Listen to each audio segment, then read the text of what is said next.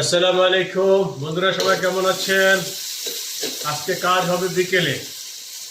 তো এখন ঘুম থেকে উঠে নাস্তা করে এসে রান্না শুরু করে দিলাম।